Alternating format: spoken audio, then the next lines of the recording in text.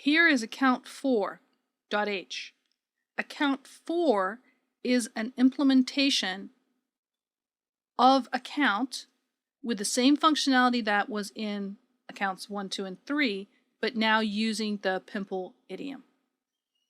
I'm doing it with unique pointer rather than with a raw pointer.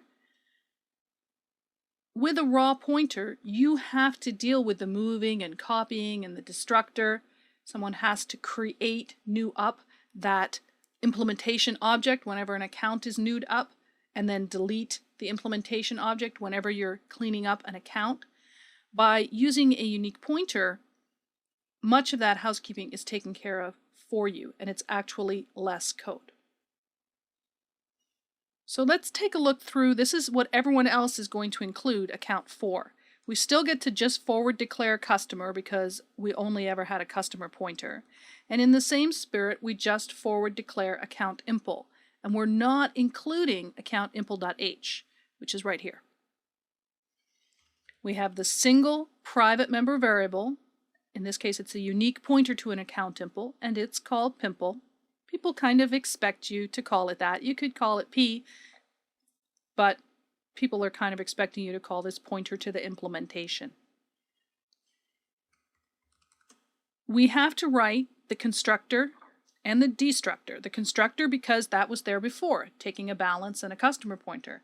And the destructor, well, I'll explain why you have to write it. It's not because of the unique pointer. As you know, if you don't have a destructor, the unique pointer will clean up when the object that owns it goes out of scope. However, there's a wrinkle in using it that has to do with what parts of the compiler-generated code are happy where. So we'll come back to that and cover that in a little more detail in a moment. If you look back at account 1, which had a customer pointer and a solid object that was a transaction log and an integer that represented the account number, and imagine what would happen if you were to copy that account. Just declare another one and say equals the guy I already have, or construct another one passing in the guy you already had. From a business point of view, that's terrible. What would happen if the deposits went into one copy and then the withdrawals came out of another copy? Or some of the transactions were recorded in the transaction log inside one copy of the account, and some of the withdrawals were recorded in the transaction log inside the other copy of the account. Copying a bank account just can't be the right thing to do, ever. With the code as originally written, you could kind of get away with it. The compiler didn't tell you you were wrong. When you move to using a unique pointer as a member variable of any object, and this has nothing to do with separating out the pointer and the implementation, just having a unique pointer as a member variable, by default, you become non-copyable. And as an architect working on this banking system, I can say to myself, yeah, you know what? I'm good with that. There is no reason why I'm going to try to make it possible to copy bank accounts. That way just lies trouble. Should it be movable? Yeah, sure. I might want to create one locally and then move it into a collection and then move it from one collection to another collection or move it out to work with it locally. That's fine. So I've declared a move constructor and a move assignment operator using the R-value reference notation that you saw before. And then, of course, we had the same public functions that were always in account, deposit and withdraw. There's no code for any of these here in the header file. Go into account4.cpp for their implementations. Now you see that I've done nothing in terms of the actual implementation of the destructor. I just put it here. This is all I need to do. It has to be here in the CPP file because the CPP file has included account impl.h, which includes the information about whether or not account impl has a destructor. Without that, the compiler generated destructor, which would have been in the header file, wouldn't have been able to be properly generated. For that reason, I have to write a destructor and put it here in the CPP file, even though it has no body. That's just a wrinkle of using unique pointer for pimpl.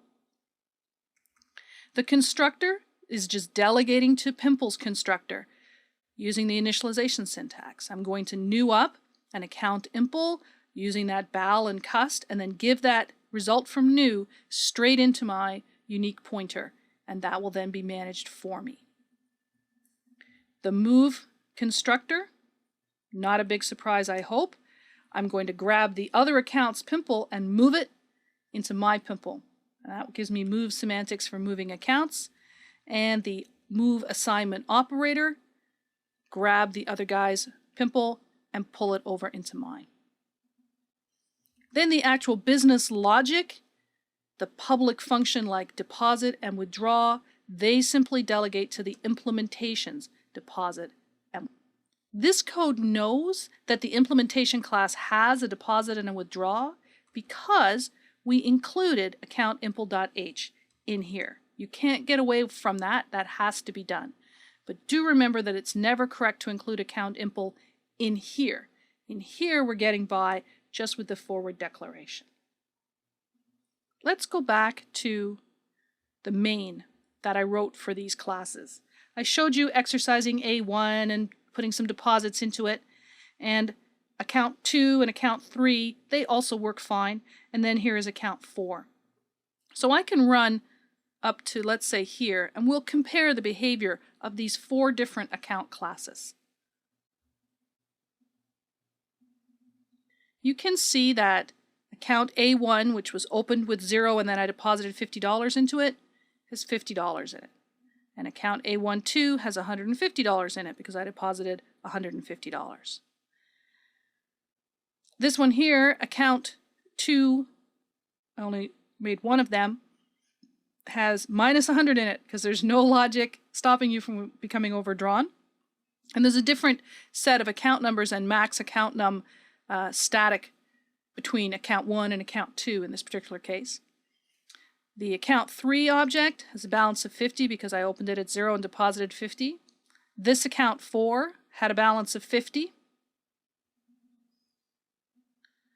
from starting at 0 and depositing 50 into it, and the same for this one. Now what I'm going to do is create a vector of accounts, and because accounts are not copyable, I'm going to move each of them one at a time into the vector. So I push A4 into the vector. Notice down here that A41, his unique pointer is now labeled as being empty. I've stolen the guts out of that account by pushing it onto the vector. And then the same thing, A42, his implementation pointer also empty. In the vector, it has 2 elements, and you can see each of them there with their balance and their account number. All their details have come successfully into the vector. And I could pull them back out again somewhere else, perhaps after passing this vector around to be used elsewhere. When I step over the return, all of these accounts will be cleaned up. The ones that have solid transaction logs in the account objects, the transaction logs will be cleaned up.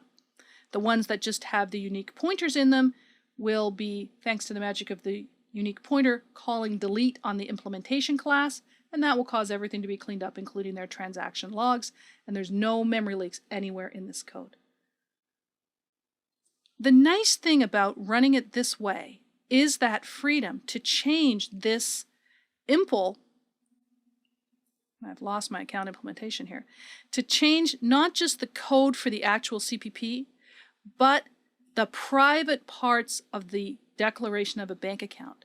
No change in here will trigger a recompile in our main or in our imaginary thousands of other files that we're including account 4.h. Because changing this doesn't change account 4.h, and account 4.h doesn't include this account impl.h. So this becomes a private sandbox where we can make our refactoring, rename things, split things apart, write helper functions in complete confidence.